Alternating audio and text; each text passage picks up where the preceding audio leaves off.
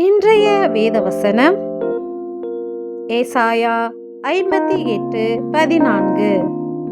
அப்பொழுது கர்த்தரில் மனமகிழ்ச்சியாய் இருப்பாய், பூமியின் உயர்ந்த இடங்களில் உன்னை ஏறியிருக்கும்படி பண்ணி, உன் தகப்பனாகிய யாக்கோபுடைய சுதந்திரத்தால் உன்னை போஷிப்பேன். கர்த்தருடைய வாய் இதை சொல்லிற்று. யாரை பூமியின் உயர்ந்த இடத்தில் ஏற பண்ணுவார்?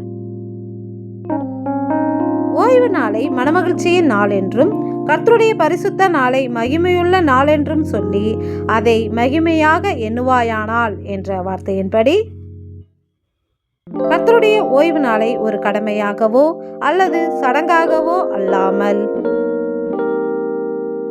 நமக்கு மனமகிழ்ச்சியின் நாள் என்றும் அவருடைய மகிமையை காணும் நாள் என்றும் கருதி ஓய்வு நாளை உண்மையாய் ஆராதிக்கும் போது